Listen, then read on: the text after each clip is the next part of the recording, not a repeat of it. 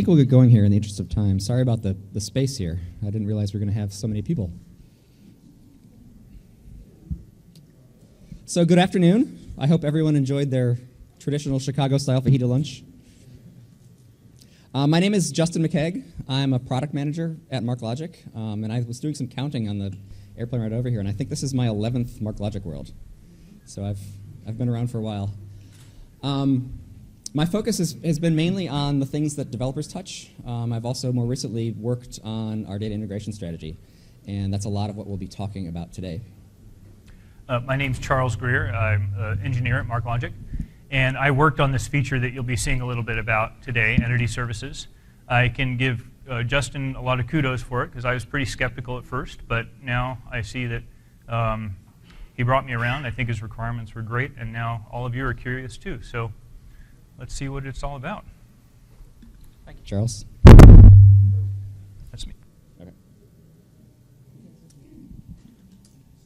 So we've been talking a lot about data integration this week already, and you'll hear a lot more as we go through.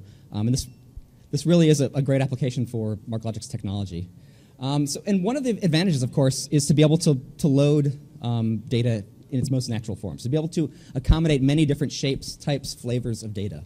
This is really a key capability. This means that you're allowed to experiment.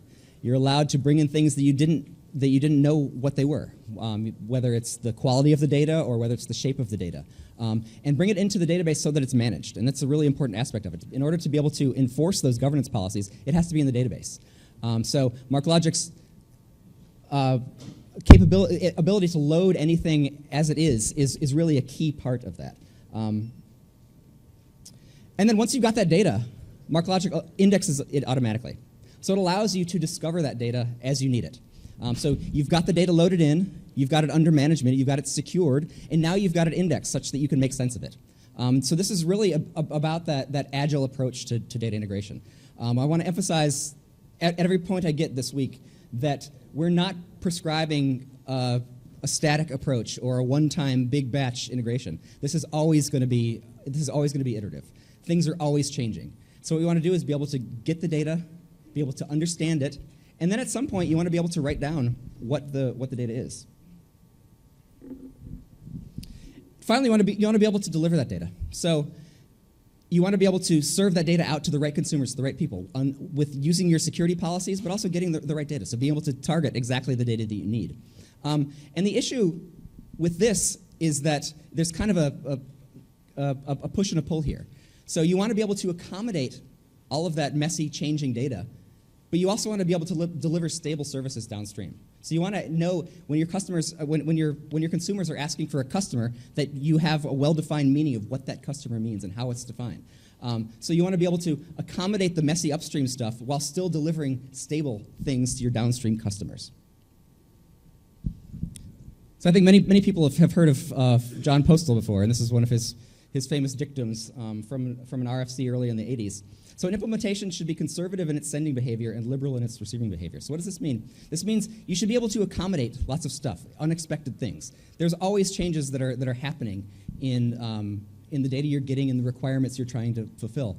But you need to not impose that on your consumers. So you want to shield the downstream consumers of that data from that messiness. So you want to be able to embrace that messiness, that change, but then provide these stable downstream services. So what I'll do is I'll give my own version of that. And so in this case, a data hub should be liberal in its receiving behavior. So load that data as is, even if it's messy, even if it's garbage, and be able to index it and secure it, but then also be able to deliver those conservative, those stable services downstream.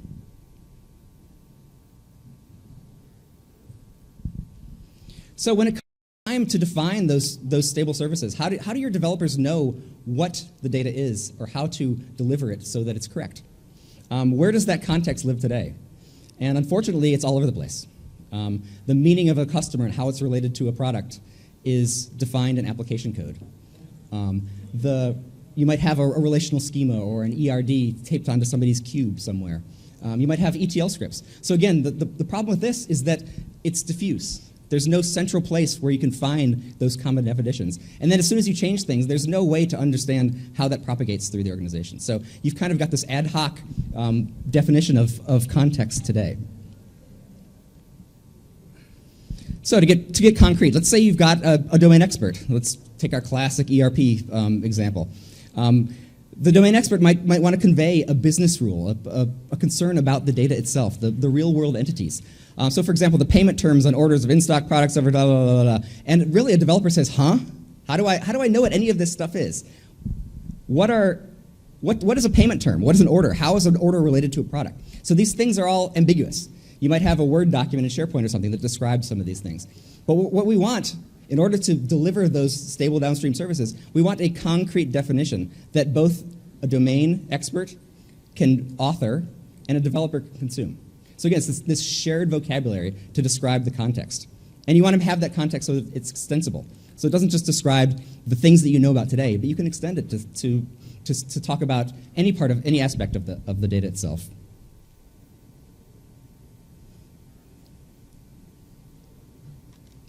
So what we've introduced in MarkLogic 9 to support this is called entity services.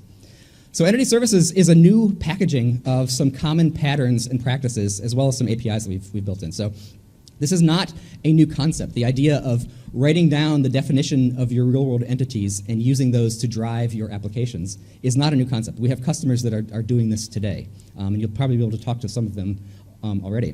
What we've done is we've found that this is a very critical way to build these types of applications, and we want to bring it into the core to make it, one, easier for people to discover, and two, extend upon that in future releases. So this is the first release of entity services. We want to do a lot more with these core concepts, and I'll talk about those right now. So the first thing in entity service is the model. And model is kind of an overloaded term, especially when it comes to data. But what we want to do is provide a way to have a central catalog of the context of data, so the meanings of the core things in your business. So be able to store this as data along with your data. So this is really, really important. Being able to have the meanings of the data stored with the data. So it's not floating around in SharePoint somewhere. It's not taped onto somebody's cube wall. It's data that can be managed, secured, governed, and moved in its life cycle with that data. But it can also be queried with the data. And Charles will show you some examples of how you can query the context along with the data itself. And the expectation, of course, is that everything changes over time. So everything is iterative, everything is evolutionary. And with data integration, you're never done. And that's a feature, not a bug. That's about adapting to change, about understanding new requirements, about experimenting, and always keeping that under managed control. And that's the real benefit of having this stuff in MarkLogic, being able to manage that context and that data together, and being able to do as much or as little as you need at any time, and adapt that iteratively over time. So if you take away anything from today, I'd like you to understand these three core concepts in entity services. So these are the three main things that are built into entity services. So the first is that modeling vocabulary. And it's the way to describe those entities. The second uses that modeling vocabulary to provide a convention for materializing those entities in the database. So we've had a lot of practice with how to do this, how to best leverage MarkLogic's storage granularity and its indexes in order to persist those entities. And the final thing is using that model to have truly model-driven application development. So we'll start with that modeling vocabulary. So we've intentionally started very small. So in terms of the modeling vocabulary, you want to describe the entities, their properties, and their relationships. And that's all there is. I know it might be a little underwhelming right now, but we'll show how powerful just those three things are. So that is the vocabulary that we ship in MarkLogic 9 for entity services. And there's a lot you can actually do with just that vocabulary. But the idea is to, I can't even see it. Oh, is to be able to extend that. So out of the box, we provide you a way to describe your nouns. So these are your entities. So of course, we represent those in your rich documents. So a customer is something that exists in your business. Each of those entities has properties. So you can think of these almost like adjectives. So a customer has a first name, and it's got a social security number. So again, these core definitions of things that are kind of lore, they might be lore in your organization, but you want to be very concrete. And again, manage that context, those meanings of things along with your data, and govern those along with your data itself. And then finally, there are relationships. So of course, entities aren't self-contained, they're related to each other. So you've got your entities, your properties, and how they're related amongst each other. So these are really the bread and butter, the meat and potatoes of data modeling. And we've provided our own vocabulary for describing those things in MarkLogic. But of course, those aren't the only three things you'd want to describe in your organization. And so entity services, the model in entity services is designed to be extensible. So Charles will talk about how to extend that with semantics. So we provide a way to describe those three core aspects of it, but once that entity definition, the model definition is stored in the database, it's distilled into a semantic model. So what that means, it's a bunch of related assertions. So a customer is a thing. A customer has a first name property. A customer is related to an order in this way. But then you can also extend that to with your own ontologies. So a customer is also an instance of a person. A person is known to have personally identifiable attributes. This particular SSN field is PII for these reasons. It's governed under this law. So you can imagine this infinite set of assertions about the real world and about your data. So that's the idea with the extensible model entity services, is to provide a way to describe the state of the world and the state of your data in a way that can be managed with the data and can be queried with the data. So you could write queries across, what are all of my people in my database? What are all the PII fields that I've defined in any of my entities? So these are the types of queries you could do, whether it's from an audit perspective or whether you're building a dynamic application. So I want to build an input form to query on customers. What are the properties of the customer that I need to build drop-down boxes for in order to filter on? So again, the idea here is to describe the context in a way that can be managed with the data and used to drive application development. Oops. So the second aspect is the persistence convention. So how many people are familiar with the envelope pattern? This has been a common thing in MarkLogic. So the idea with the envelope pattern is that you can have data that's related. So in this case, we've got a party as managed by our CRM and orders as managed by our ERP. And those both can represent the same concept of a customer. So let's manage those together. Let's wrap those. We won't change the source. So we would have got this order customer and this party from our CRM from our upstream system. And its raw format is important. That's how you go back to it. That's how you verify where it came from and how you received it. That's how you can prove to your auditors the change history. So we want to keep that data as is. But we also want to extract out the core customer aspects of that data. And we want to manage those things together. So be able to store them in the same document so that they can be managed together. So you want to be able to bring those back in a single query without having to do a bunch of complicated and expensive joins. You want to be able to manage the lifecycle. You want to be able to tier them off as they age together. So by having a common document, wrapping the source, the raw source data, along with its canonical forms as defined in the model, as well as the metadata of how it got there, is the key aspect for this persistence dimension. So this overall document is the envelope. So you're enveloping the other aspects of this document. And the rich document format in MarkLogic allows you to do this. So you don't have to predefine what any of those aspects are. By wrapping it in the document, you get all the benefits of managing that together. And you've got a consistent whole that defines this customer.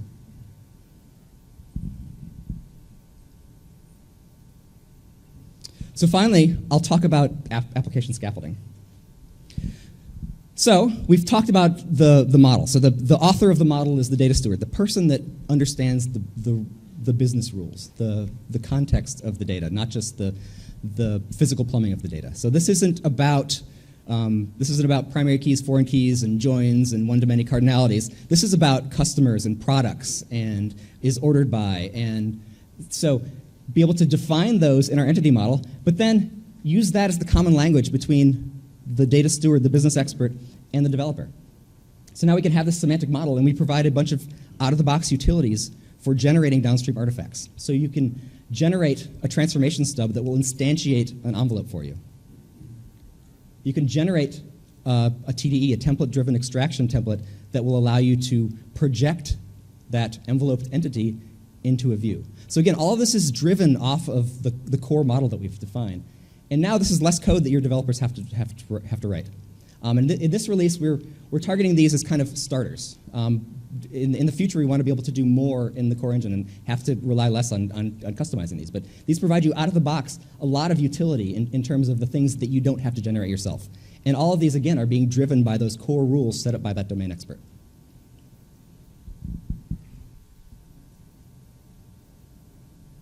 So here's how it works. The data steward will create a JSON document that actually uses Swagger or JSON schema, if any of you are familiar with that. So this is not the model. This is a descriptor of the model. Remember, the model is a graph of triples. But the descriptor document allows an easy way for somebody to author that model. And we'd like to put UI on top of it eventually. So the data steward will define those entities, those properties, and the relationships in the model descriptor. That model descriptor gets saved into the database. This is very important. That model descriptor is now an artifact that goes along with the data. So you're storing the data and the context together. When it's stored in the database, it's automatically converted into that semantic graph. So now you've got this semantic model automatically being generated from the model descriptor. Then from that semantic model, we have a bunch of facilities, built-in APIs, that allow you to generate code and configuration. So again, the data steward, the business domain expert, and the developer are speaking the same language. They're using the same artifacts in the data lifecycle.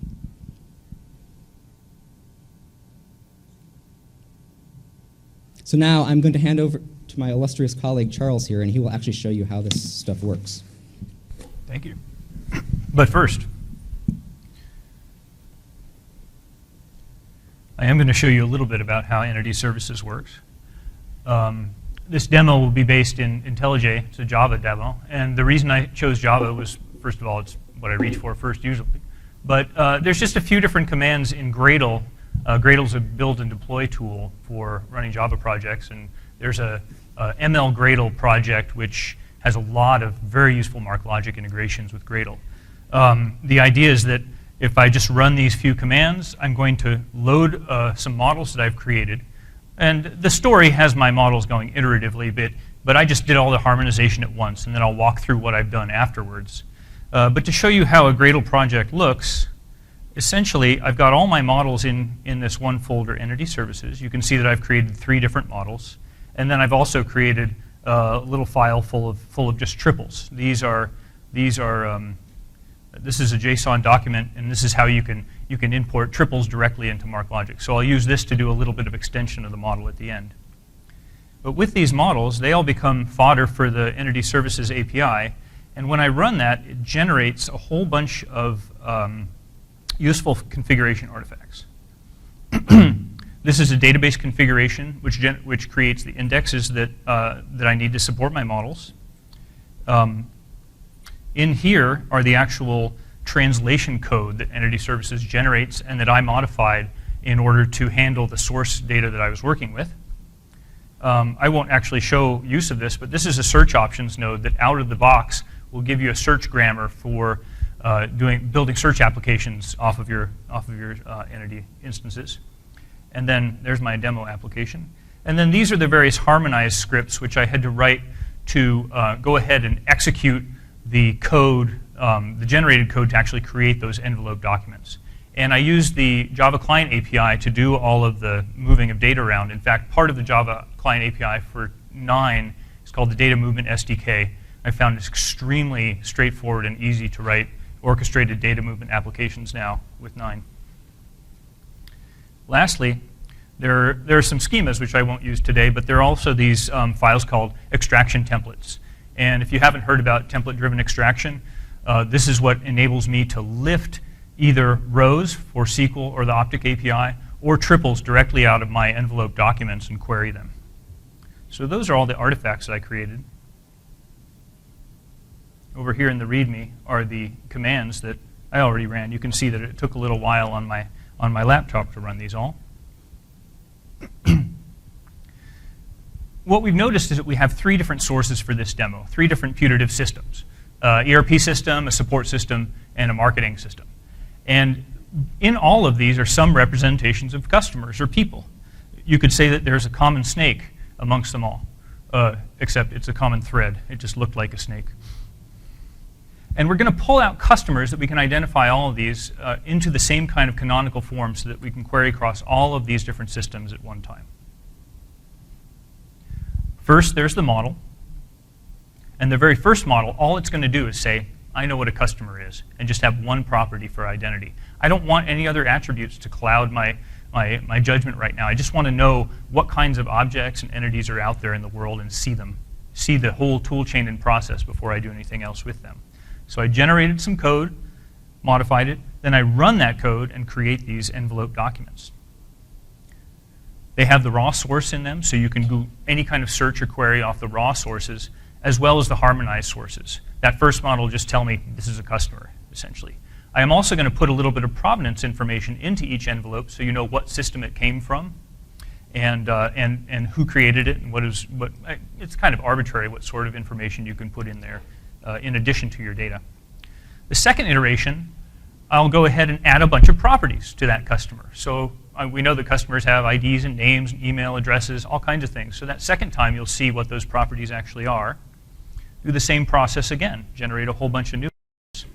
And then lastly, I'll actually go ahead and generate envelopes for not just customers, but products and support calls. So you can see how I can query more than one entity type at one time. There are a couple different approaches you can take to integrating data entities from systems. You could assume that each system has its own notion of an entity and create a flow around each one of those systems and then integrate it a level above that. Or you can take an approach where I know that one system's a superset of all the rest of them. So I just do a flow on the superset and then query in and bring other data into that envelope as I like to do. I've taken the approach on the left for this demo. So I'm going to identify customers, model and harmonize them, and then relate customers to orders and products and extend the model. And I've done all the IntelliJ I'm going to do. I actually busted out my illustrious web development skills for this. I even put the MarkLogic logo in there, and you guys should be really proud. I figured out how to do that. First, we'll see the first model. Pardon my localhost. It's just a JSON document, and every model is going to look basically more or less like this. The info section at the top just has a little bit of metadata about my model. It's got a name for the whole model in general, a version, so I can tell the difference between the different versions. The base URI is going to be used as the kind of the left-hand side of any triple properties it comes up with. Triples are identified with URIs, and they need a context in order to operate. So there's a base URI for that and a description. Then there's a triple block. I added this in there because you can add triples into whatever document you'd like. And in these triples, I used the prov-o, the provenance ontology vocabulary, to say that this model is attributed to Grisha, that's me, and that it had a few different source collections. So these are terms that I made up for my corporate vocabulary of where all the documents conforming to this model are coming from these three different systems. Down here in the definitions block, this is my actual model descriptor. All I have is customer. It's the single entity type, and all I have is one integer identifying customer. I put this one property in here just so I could have uniqueness across the first round that I'm going to do.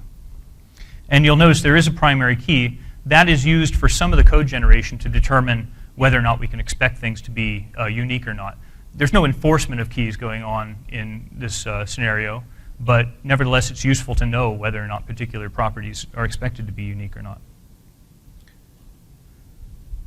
So with that descriptor, I went ahead and called, it was the input to Entity Services IRI, but even before that, if I just put one of these descriptors into the database in the right collection, there's a built-in TDE, a template-driven extraction, ships with MarkLogic that surfaces those models as triples. So as soon as you put any of these model descriptors in the database, you can query them with either Sparkle or with the Optic API. We'll show you how to do that in a bit. You can see that this is a fairly small and straightforward model, but you can, if you're glancing at this, I hope that you can see that there's a one-to-one correspondence between each of these triples and what you saw in the model descriptor. So for example, this is the property, the ID of the customer, and its title is ID. So you can query this model to get back labels and descriptions and all kinds of things about your model.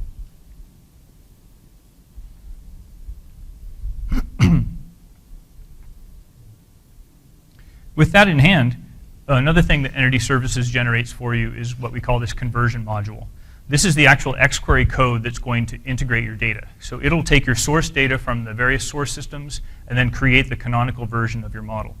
You are always going to have to customize this or tell someone to customize it. But most of the customization is going to be in this one little block near the end of each extraction function where it's actually saying, here's how an ID is constructed. And then the part that is usually customized is the XPath, which locates that property in the source document.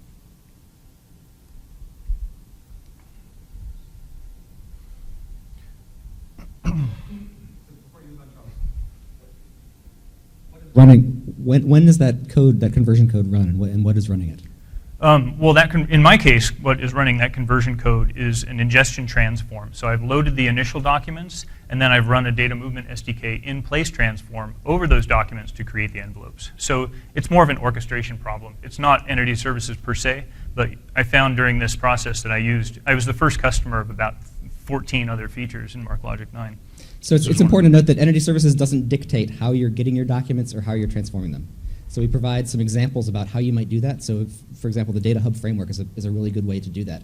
But we provide the raw materials in Entity Services, and you can orchestrate how those envelopes are instantiated from that conversion code, however is most appropriate in your application. This is the envelope for the first canonical customer. You can see the customer is sitting there.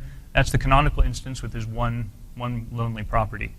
And each instance also has a little bit of metadata at the top, so you can query for all customers of version 1 if you'd like to. In my code, as an extension, I also put some triples into each instance. In this case, I put in information about the harmonization job which created this envelope. So you can put down tracking material for each of your jobs and insert it just as triples into each instance document. In this case, you'll notice that the canonical instance is tiny compared to all the rest of the information. Then down here at the bottom, in an attachments key, this is the original document it came from.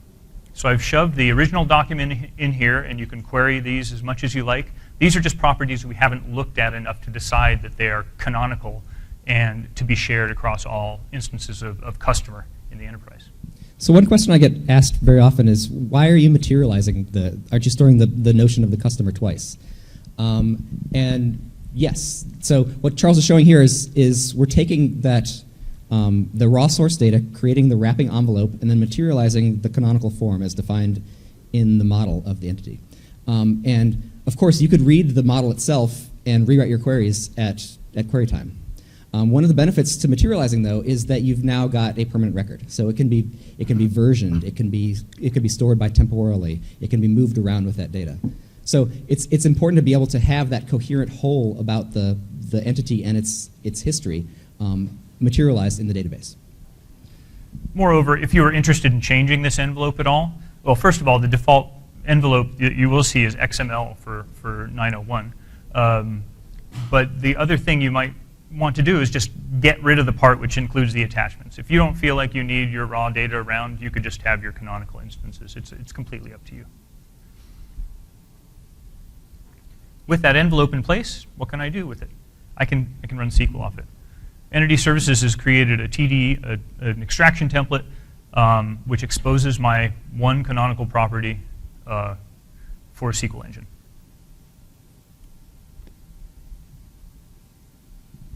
So what was happening there?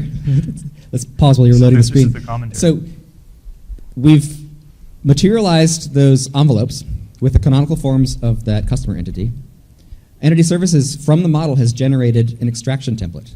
And that extraction template knows about the model as well as that persistence convention, so the shape of that envelope. And it's projecting automatically those canonical entities out of those documents into rows that can be queried by SQL. I'd like to throw up a bunch of little snippets of Optic API here, just so you can see what it's all about. Most of you who know SQL, and I think I'll ask for a show of hands, who knows SQL? You know, in the keynote, only a few hands. That's such a safe question. Thank you. You can see that these are familiar concepts for people who know SQL. Optic API can be written in XQuery, in JavaScript, or in Java, and it'll be exactly the same query, whether it's distributed across a distributed system or running on MarkLogic itself, as it is here. So you can even export plans and then import them into a different system. So you can have one person in charge of writing your queries, hand them off to a developer, and it'll work in the host programming language that they want to work in. The reason why Optic is more than just SQL, though, is that right here, I'm selecting the ID and the content from this query. You can't see the ID because it's way down here. This is, I've said where ID equals 875, and then I actually joined to the document itself and brought it in as a result in one of the columns in my result set. I think now it's time to go to the next model. This is the one where I've decided to have more than just the ID that I want from the customer. So this is going to be, this envelope is going to look just about the same as the first one, but down here in the actual definitions of customer, I have an integer ID, a string first name, and I put all these descriptions in here so that anybody can query this model and see what I intended each property to mean, as well as what the data type is. I've also said that a couple of them are required. So if I'm generating a schema, an XSD schema to validate envelopes, it'll complain if these are missing. And then there are a few different properties. It's not just properties and relationships. There's a range index and a word lexicon property you can throw in here. It will generate the index definitions for you to locate and run lexicon commands, values commands, and range queries across the zip code in this case.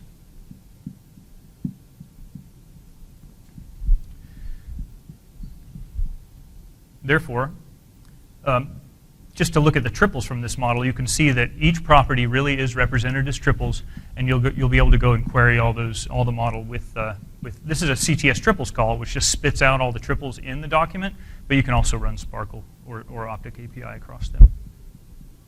And that was just by inserting it into the database. Here's the envelope for this version 101. You can see the version's been revved, and I've got a whole bunch of properties now on my customer document.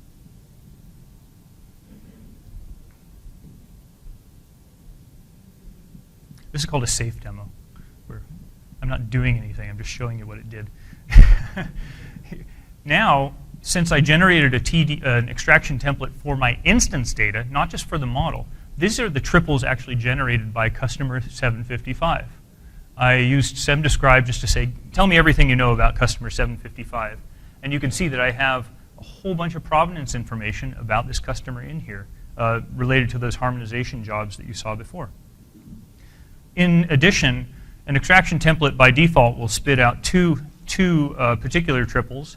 It'll identify each instance as a member of the type, customer, in this case, and then it'll link the customer to whichever document it is stored in. In this case, I actually stored the customer twice, which is not completely intentional, but you can see that the RDFS is defined by property is relating the ID of this customer to the envelope document that it's contained in. And I hope what you're seeing from this is that you can query your model data, your instance data, mix it all together in all kinds of different ways.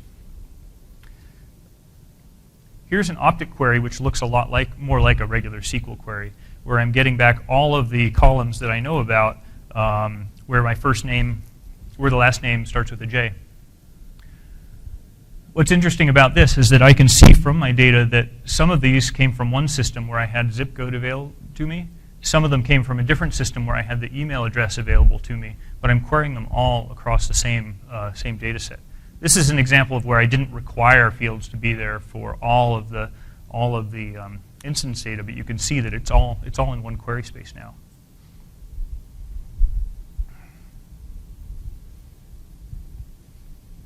This is my last model, and in this case, I'm just going to scroll right down. You can see that I have customers, a lot more properties. I also have a purchased property, which contains an array of strings, and a called about property. And you can see that I included campaigns and products as well. So here's how I've come to my third model, where I'm actually building it out and having a few different entity types in this model. And with this one, I can do slightly more complex queries. I'll skip over the triples now. You've seen that enough. And I'll go very quickly. Oh, here's the envelope now. You can see that these are the products this customer has purchased. Am I okay for time? Okay.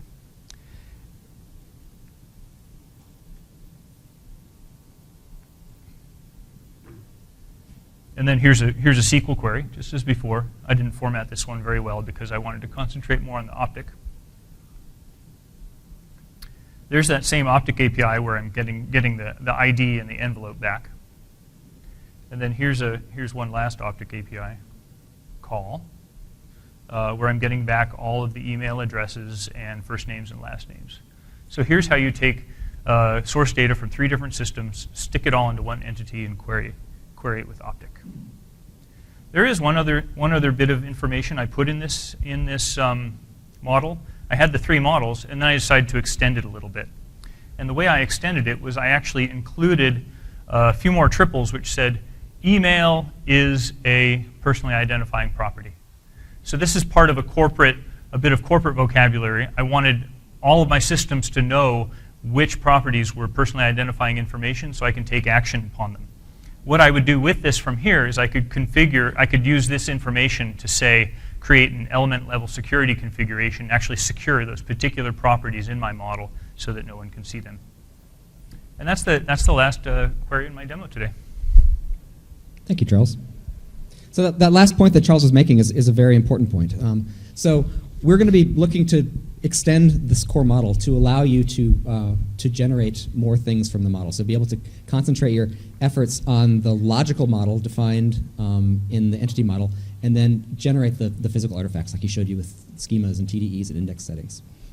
So for those of you working on MarkLogic 8, which I would expect is almost all of you, these concepts are there today. So you can apply these techniques today as soon as you get back to your MarkLogic 8 instance. What we've done in MarkLogic 9 is we've packaged them up into a nicer package.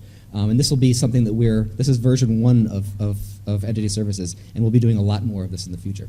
So you can apply these same patterns, the envelope pattern, defining semantic models. These are all applicable to your MarkLogic instance today. So I think we're doing good on time, so we'll have lots of time for questions. But I wanted to summarize what we've seen today. So the idea with Entity Services is to provide a centralized way to define those core concepts in your business, and then be able to map those to how your data management works.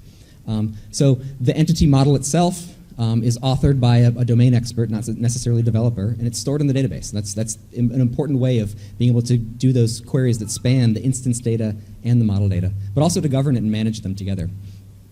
And then we've included tools that allow you to build out artifacts from that central definition of that entity model. So being able to instantiate those enveloped entity instances, being able to build out index settings, schemas, search options, be able to build out artifacts based on those models that work with the data as it's instantiated in those envelopes. And then core to this is the extensibility. So we expect users to go beyond those 3 core properties of the entity model. So to define your own ontologies that map to your entities and link them up in that way and provide that central catalog, the central definition of those concepts in your data itself. So with that, does anybody have any questions? Yes.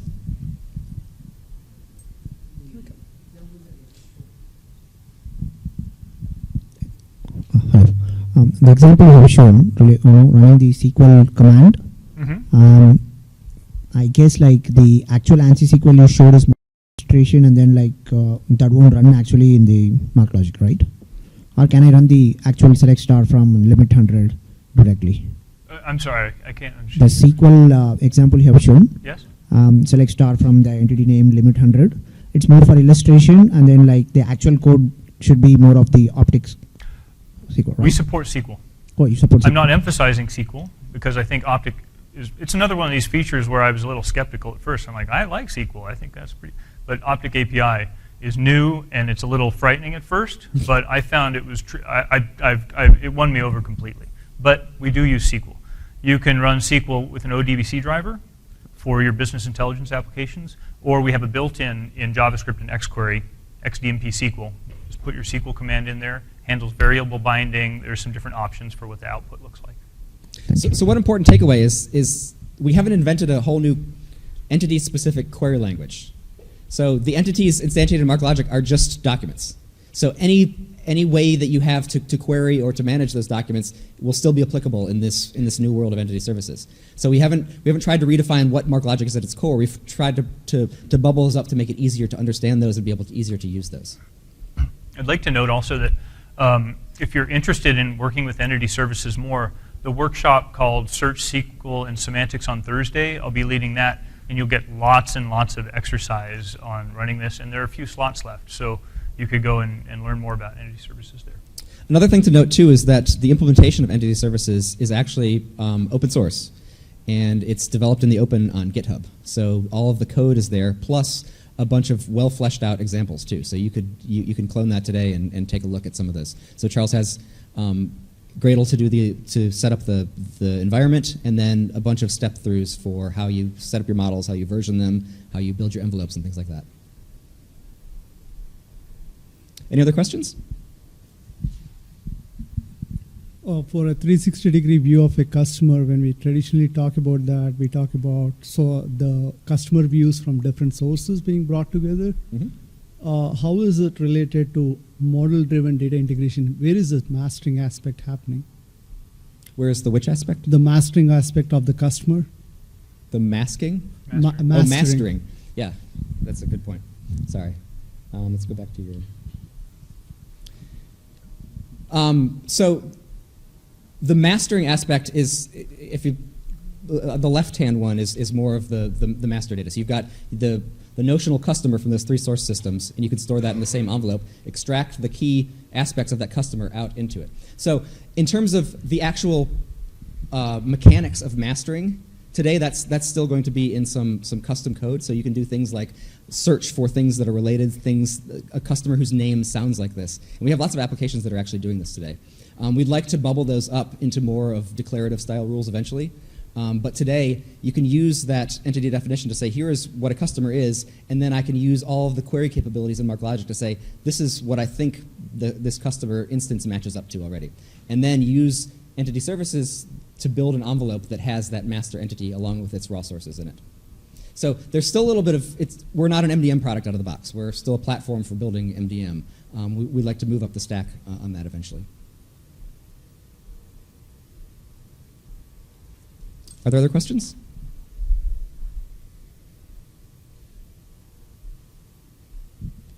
Is this code available online?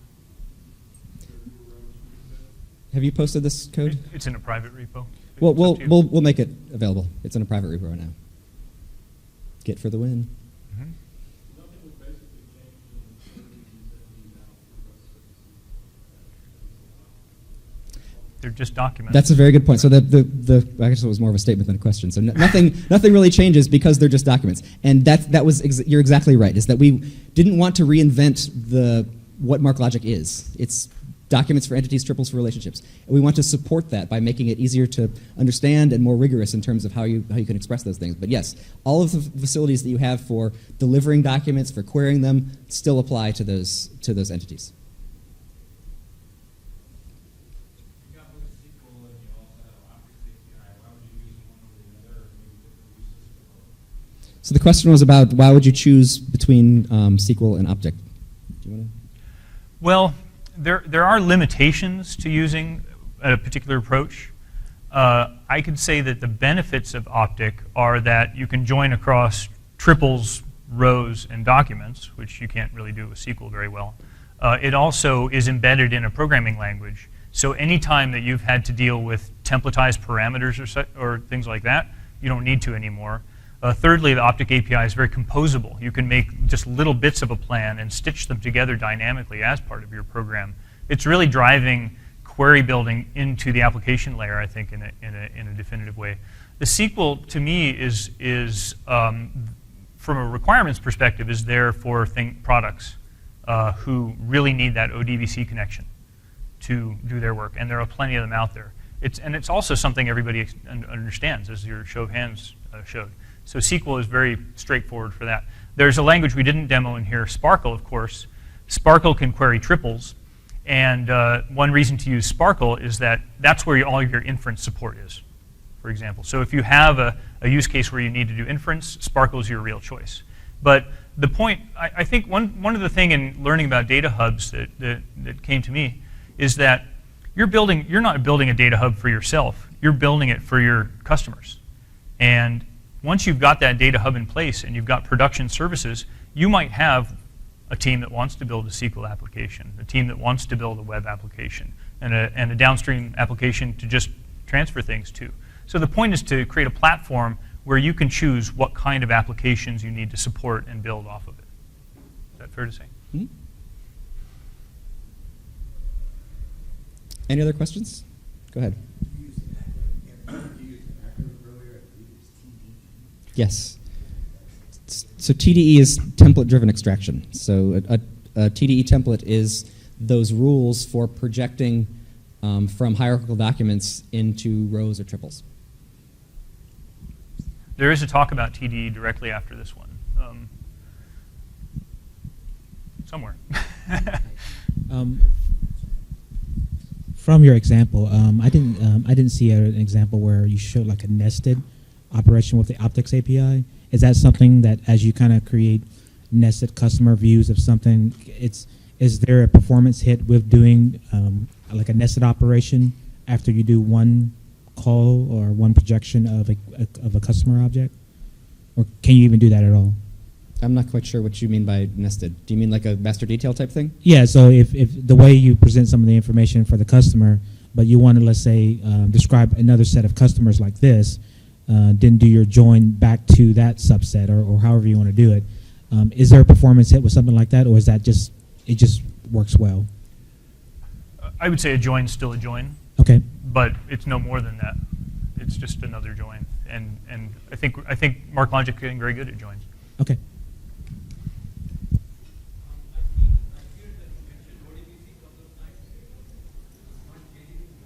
Not JDBC, no. Tableau doesn't speak JDBC, so it was ODBC we needed to do. Something that's on the radar, though. Yeah. I will add an extra +1 to that. All right, I think that means we're wrapping up here. Charles and I will stick around, and we'll be around for the rest of the week as well if you have questions. Thank you very much.